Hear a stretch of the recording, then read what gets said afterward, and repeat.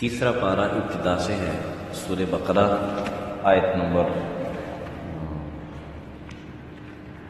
253، آیت نمبر 253 ہے، تیسرا پارہ ابتدا سے ہے۔ اعوذ باللہ من الشیطان الرجیم، بسم اللہ الرحمن الرحیم۔ تلک الرسل فضلنا بعضهم على بعض، منهم من كلم الله ورفع بعضهم درجات، وآتينا عيسى ابن مريم البينات وأيدناه بروح القدس، ولو شاء الله ما اقتتل الذين من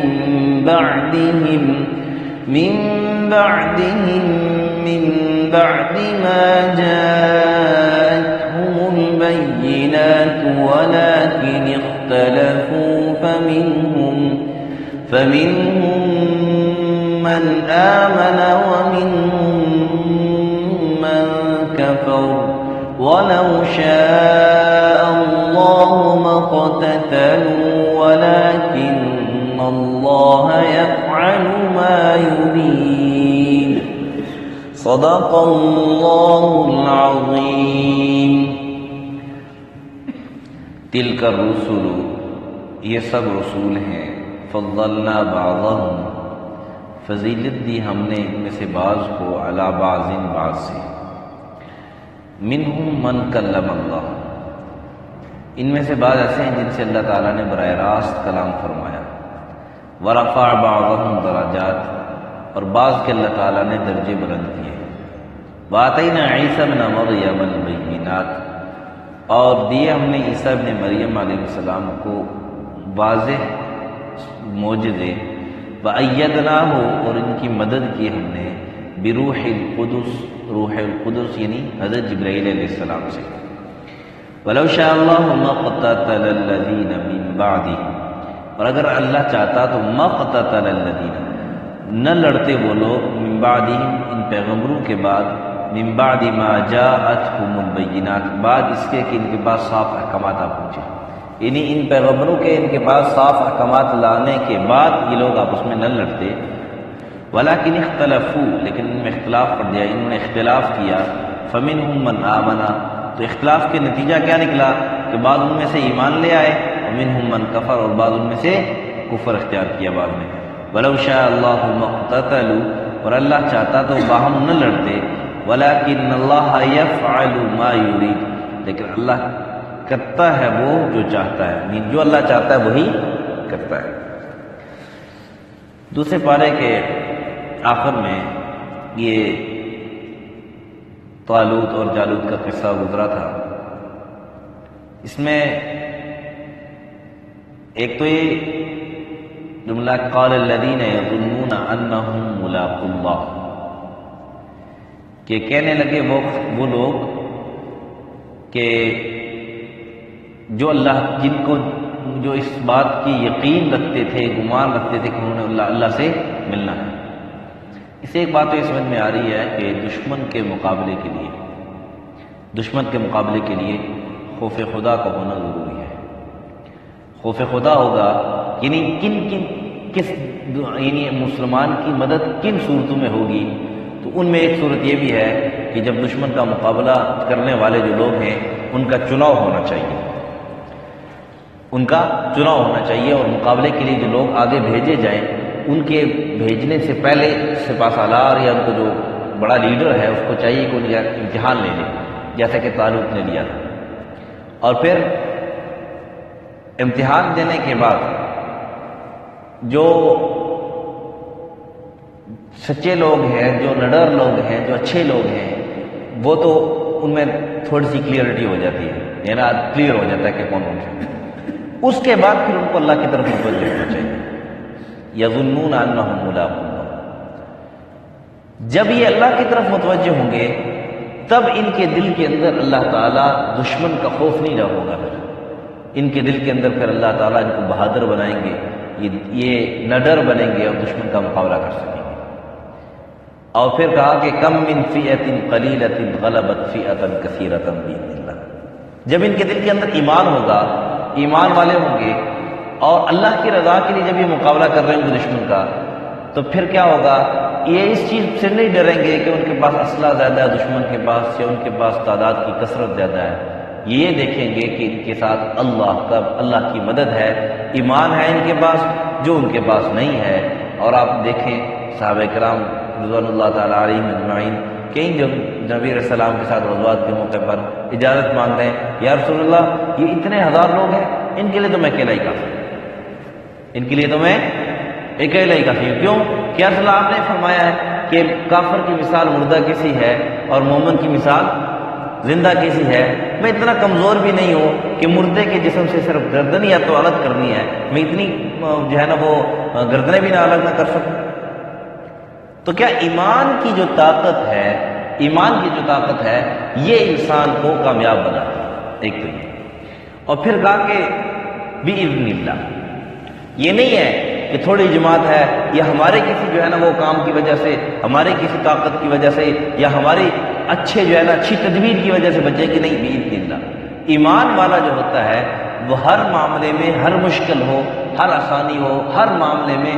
وہ اللہ کی، ایک تو اللہ کی رضا دیکھتا ہے، دوسرا اس کی نظر فوراً اللہ کی طرف جاتی ہے کہ یہ کام جو ہوا یہ میں نے نہیں کیا، اللہ کے حکم سے. ہم یہاں پر آئے ہیں، اللہ کا فضل ہوا ہے، اللہ نے ہمیں مسجد میں آنے کی توفیق دی ہے. اگر اللہ کا فضل ہمارے ساتھ شامل حال نہ ہوتا تو ہم مسجد میں آ سکتے. جو کہ دیکھتے ہیں کہ بہت سارے ایسے لوگ ہیں جو ہم فارغ بھی ہیں، ٹائم بھی ان کے پاس ہے، صحت بھی ٹھیک ہے، ہم سے زیادہ اچھی صحت ہے، ہم سے زیادہ صلاحیتیں بھی ہم سے زیادہ اچھی ہیں، لیکن مسجد نہیں آ سکے بیچارے. تو اللہ رب العزت نے چاہا ہم مسجد میں آ گئے. تو کہا بِإِذْنِ اللَّهِ. شکست ہونا یہ بھی اللہ کے حکم سے ہوتی ہے، فاتح بننا، فتح کرنا یہ بھی کس کے حکم سے ہوتا ہے؟ اللہ کے حکم سے. تو اس لیے کہا کہ وَاللَّهُ مَعَ الصَّابِرِينَ. یہ اس لیے کہہ دیا کہ اب چونکہ ظاہر سی بات ہے مقابلہ تو ہوگا، ظاہر سی بات ہے. وہ ایک لطیفہ مشہور ہے نا، لطیفہ مشہور ہے کہ ایک آدمی کسی کے پاس گیا، وہ جو جسم پر کشیدہ کاری کرنے والوں کے پاس گیا، اور اس نے اس کو کہا کہ بھائی یہاں پر آپ شیر بنا. تو شیر کی اس نے پہلے دم جب بنانے کی کوشش کی تو جو سوئی چبائی اس کو درد ہوا. اس نے کہا نہیں یہ تو درد ہو رہا ہے. اس نے کہا جی شیر کی دم تو اسی طرح بنے گی. کہا دم رہنے دو، باقی بنا دو. تو پھر جب ٹانگے بنانے لگا تو ٹانگے بنانے کے لیے جب اس نے سوئی چبائی تو اس نے کہا یہ تو درد ہوتا ہے. اس نے کہا جی یہ تو ہوگا، کرنا پڑے گا. اس نے کہا نہیں یہ ٹانگے رہنے دو، پھر بقیہ حصہ بناؤ. اس طرح کرتے کرتے جب کوئی بھی حصہ بنانے کی کوشش کرتا تو اس کو درد تو ہوتا، سوئی چباتا تو اسے پیچھے کرتا بے نہیں ٹھیک ہے اس کی ضرورت نہیں. تو کوئی آدمی یہ کہے کہ میں اللہ کے راستے میں بھی جاؤں اور پھر جو ہے وہ ابھی اس میں ساتھ ہمارے فوجی بھائی ہیں، اب یہ کہیں جی کہ ہم جہاد بھی کریں، جہاد بھی کر رہے ہیں، ایک جہاد ہی ہے، دشمن کا مقابلہ ہے، دشمن کے مقابلے کے لیے ہم وقت تیار رہتے ہیں. تو یہ جہاد ہی ایسی بڑا جہاد کون سا ہے؟ تو اب یہ کہیں کہ جی اس میں مشکلات بھی ہمیں نہ آئیں، کوئی خراش بھی ہمیں نہ لگے، ہم بارڈر پر بھی ہوں، وہاں پہ فائرنگ ہو رہی ہے، وہاں میں ہمیں کوئی خراش بھی نہ آئے یا کوئی مشکل بھی نہ ہو، اس کا ثواب مل جائے. ایسا نہیں بنے. ظاہر سی بات ہے مشکلات ہوں گی، پریشانی ہوگی، خراش کوئی نہ آیا، بھوک برداشت کرنی پڑے گی. ہو سکتا ہے 2 دن 3 دن 4 دن 5 دن آپ کو کھانے کے لیے کچھ نہ ملے، گزارا کرنا پڑے، آپ کو ملے لیکن کم ملے. تو اس پر آپ نے جو پریشانی آنی ہے اس پر آپ نے صبر کرنا ہے. اس صبر پر اللہ کی مدد آپ کے ساتھ ہوگی. واللہ مع الصابرین. یہ نہیں ہے کہ پریشانی آ گئی بس ٹھیک ہے جی فوج چھوڑ کے بھاگ گئے، مورچہ چھوڑ کے بھاگ گئے. نہیں، وہاں پر صبر کرو گے، اس صبر کرنے پر اللہ کی مدد آپ کے ساتھ آئے گی جو آپ کے لیے کامیابی کا جو ہے راستہ نکالے گی. اور پھر دوسری بات جو میں نے عرض کی تھی کہ ہر ہمارے فوجی بھائی کو، ہر بھائی کو یہ آیت جو ہے ربنا افرغ علینا صبرا وثبت اقدامنا وانصرنا علی القوم الکافرین، یہ آیت یاد ہونی چاہیے. اور خصوصی طور پر جب حالات خراب ہو، یہ بہترین وظیفہ ہے، بہترین وظیفہ ہے. چلتے پھرتے اٹھتے بیٹھتے یہ پڑھتے جاؤ ربنا افرغ علینا صبرا وثبت اقدامنا وانصرنا علی القوم الکافرین. اور پھر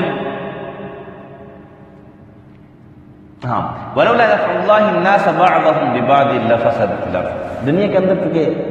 فساد ہے نا، فساد یہ نہ کافر کے حق میں ٹھیک ہے، نہ کافر کے حق میں بہتر ہے، نہ مسلمان کے حق میں بہتر ہے. فساد نہ کافر کے حق میں بہتر ہے، نہ مسلمان کے حق میں بہتر ہے۔ اب چونکہ دنیا کے اندر دنیا کے ایک نظام اللہ نے چلانا ہے،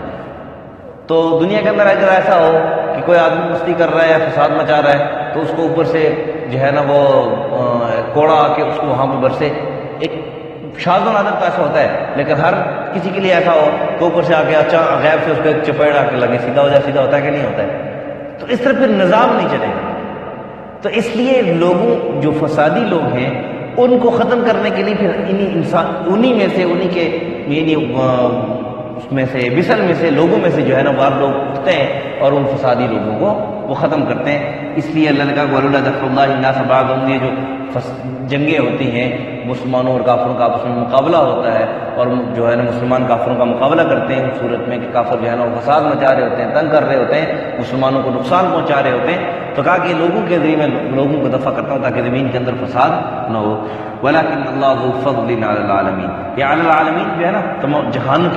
کے لوگوں پر، تو یہ کہا کہ یہ جو فساد ہے نا فساد یہ اللہ تعالیٰ اس طرح لوگوں کے ذریعے ختم کرتے ہیں تاکہ جو باقی لوگ بچے ہیں چاہے کافر ہیں چاہے مسلمان ہیں وہ امن کے ساتھ رہیں، وہ امن کے ساتھ رہیں۔ آج کے سبق میں یہ موٹی موٹی باتیں جو کل کے سبق کی تھی، آج کے سبق میں یہ جو آیت ہے اس کا جو خلاصہ کلام اس کا یہی ہے کہ اللہ تعالیٰ نے بعض پیغمبروں کو بعض پر فضیلت دی ہے، بعض پیغمبروں کو بعض پر فضیلت دی ہے، لیکن پیغمبر ہونے کے ناطے سب برابر ہیں۔ یہ نہیں ہے کہ ایک جو ہے نا نبی کو اللہ نے فضیلت دی ہے تو وہ دوسرا نبی جو ہے نا اس کے مقابلے میں حقیر ہے، نعوذ باللہ ثم نعوذ باللہ، ایسے نہیں ہے۔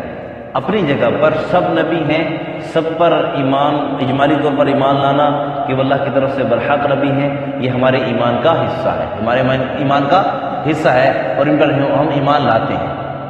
ان پر ہم ایمان لاتے ہیں۔ جیسے میں ایک مثال رکھتا ہوں کہ جیسے اگر نبی علیہ السلام کے جو ہے نا وہ کوئی گستاخی کرتا ہے تو ایک مسلمان کا جو ہے نا وہ ایمان اور اس کو اجازت نہیں دیتا کہ کوئی اس نبی علیہ السلام کے گستاخ کو جو ہے نا وہ برداشت کیا جائے، اسی طرح اگر مسلمان کا ایمان کا تقاضا یہ ہے کہ اگر عیسیٰ علیہ السلام کی گستاخی کوئی کرے یا اور کسی نبی کی گستاخی کرے تو نبی علیہ السلام ہمارے نبی ہیں، ہمارے رہبر ہیں، رہنما ہیں، لیکن ہم نے شریعت تو انہی پر عمل کرنی ہے شریعت، لیکن ایک نبی ہونے کی حیثیت سے ہم نے سب نبیوں کا ادب احترام رکھنا ہے، سب نبیوں کا ادب احترام دل میں رکھنا ہے، سب نبیوں پر ایمان لانا ہے، سب نبی ہمارے لیے قابل احترام ہے۔ بہرحال بعض پر اللہ تعالیٰ نے فضیلت دی ہے، جیسے اللہ تعالیٰ نے آدم علیہ السلام اور موسیٰ علیہ السلام کو جو ہے نا وہ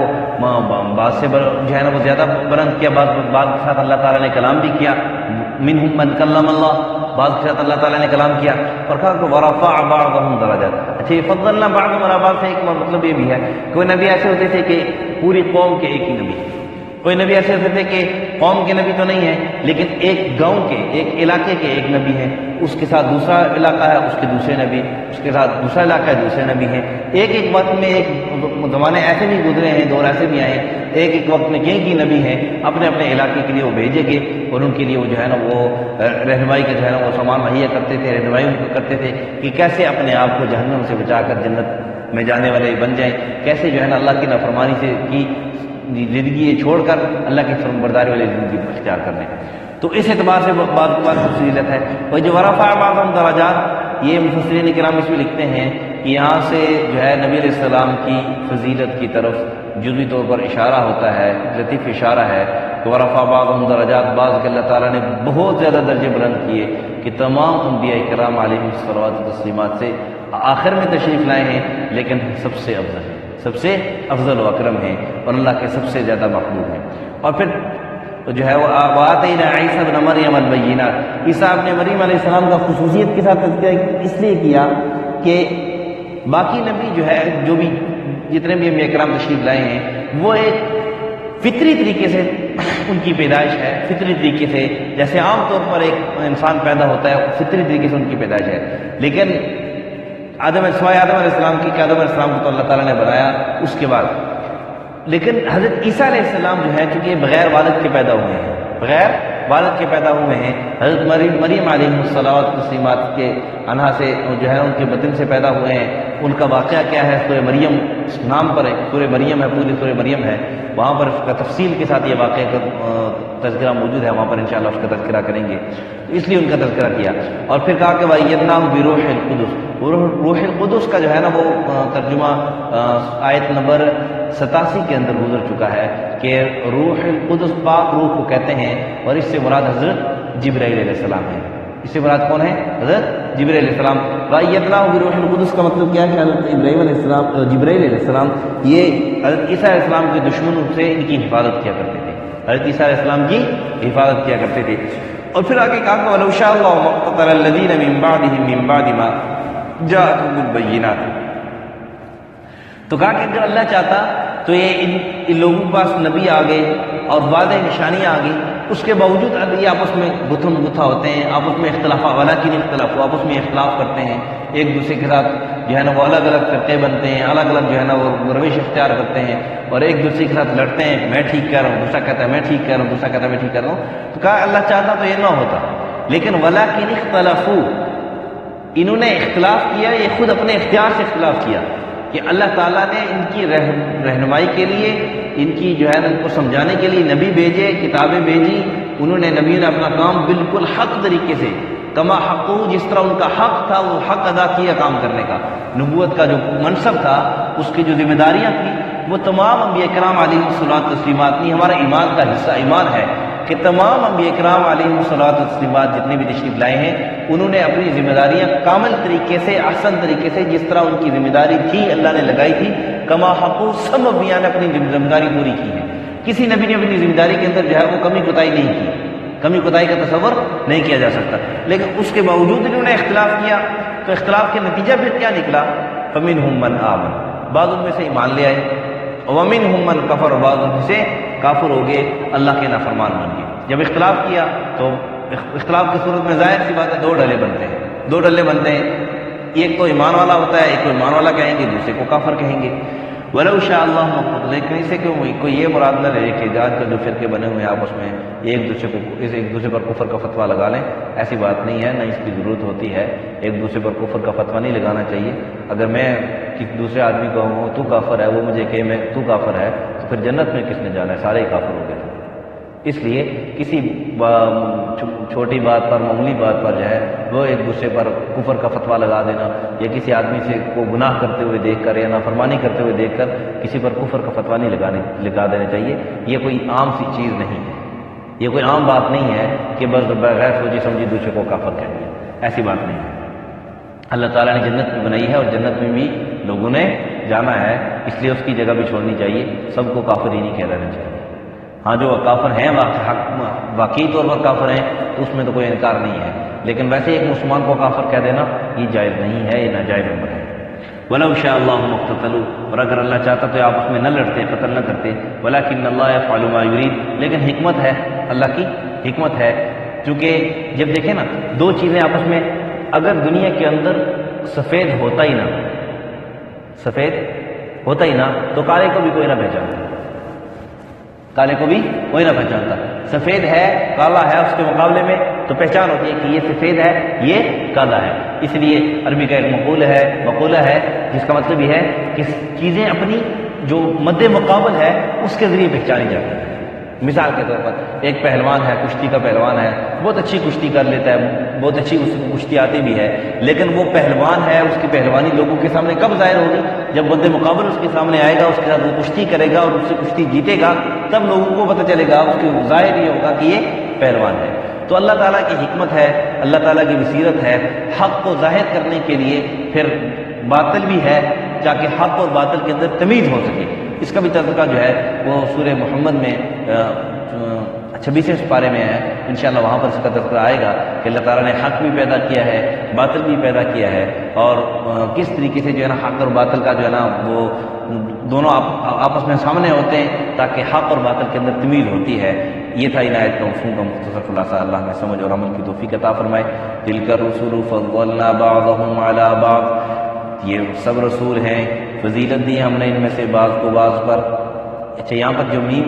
پہلے بھی کئی دفعہ کیا دیکھیں میم لکھا ہوا ہے سائڈ پر وقف لازم لکھا ہوا ہے، تو جہاں پر بھی میم لکھا ہو تو سائڈ پر وقف لازم لکھا ہو تو اس پر جگہ پر وقف کرنا لازمی ہوتا ہے، ضروری ہوتا ہے، اگر وقف نہیں کریں گے تو معنی بدلتا ہے۔ منہم من کلم اللہ، بعض ان میں سے ایسے ہیں جن کے ساتھ اللہ تعالیٰ نے کلام کیا، یعنی کلام کے اعتبار سے ان کو اللہ تعالیٰ نے فضیلت دی، ورفع بعضهم درجات، اور بعض کے اللہ تعالیٰ نے بہت درجے بلند کیے، وآتینا عیسی ابن مریم البینات، اور عیسیٰ علیہ السلام کو ہم نے دی، عیسیٰ جو مریم علیہ السلام کے بیٹے ہیں ان کو ہم نے واضح بینات، واضح سری نشانیاں دی، معجزے ہیں، وَأَيَّدْنَاهُم بِرُوحِ الْقُدُسِ، ان کو مقید، ان کو مضبوط کیا، قوت دی ہم نے، یا ان کی ہم نے مدد کی روح القدس یعنی جبرائیل علیہ السلام سے۔ وَلَوْ شَاءَ اللَّهُ مَا اقْتَتَلَ الَّذِينَ مِن بَعْدِهِمْ، اور اگر اللہ چاہتا تو نہ لڑتے وہ لوگ ان پیغمبروں کے بعد، من بعد ما جاءتهم البینات، بعد اس کے کہ ان کے پاس واضح نشانیاں آ جاتی ہیں، یعنی اللہ تعالیٰ قادر مطلق ہے کہ اگر نبی بھیج دیے، سمجھا بھی دیا، اس کے بعد اگر کوئی نہ مانتا تو جس طرح بنی اسرائیل پر کوہ طور اٹھایا تھا اور اس کو کہا تھا مانتے ہو نہیں مانتے ہو، تو کہا جی ہم مانتے ہیں، اور پھر نیچے کر ان کو سمجھائے تو زبردستی بھی اللہ سب پر ایمان،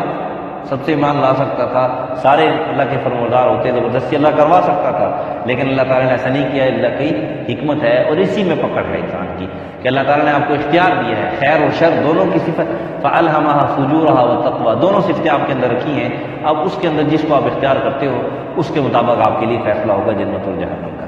وَلَٰكِنِ اخْتَلَفُوا، لیکن یہ لوگ اختلاف میں پڑ گئے، فَمِنْهُم مَّنْ آمَنَ، تو اس نتیجے میں بعض ان میں سے ایمان لے آئے، وَمِنْهُم مَّن كَفَرَ، اور بعض کافر ہوئے۔ وَلَوْ شَاءَ اللَّهُ مَا اقْتَتَلُوا، اور اگر اللہ نے چاہتا تو وہ نہ لڑتے، وَلَٰكِنَّ اللَّهَ يَفْعَلُ مَا يُرِيدُ، لیکن اللہ کرتا ہے جو چاہتا ہے۔ الحمد للہ رب العالمین والعاقبۃ للمتقین والصلاة والسلام على اشرف الانبیاء والمرسلین وعلى الملائکۃ المقربین وعلى عباد اللہ الصالحین۔ ربنا ظلمنا انفسنا وان لم تغفر لنا وترحمنا لنكونن من الخاسرین۔ اللهم اغفر لنا ذنوبنا وكفر عنا سيئاتنا وتوفنا مع الابرار۔ اللهم اشف مرضانا مرضى المسلمين، اللهم اقض حاجاتنا عن الغيب، رب ارحمهما كما ربياني صغيرا۔ ربنا ظلمنا انفسنا وان لم تغفر لنا وترحمنا لنكونن من الخاسرين۔ وصلى الله على النبي الكريم محمد وعلى اله واصحابه اجمعين۔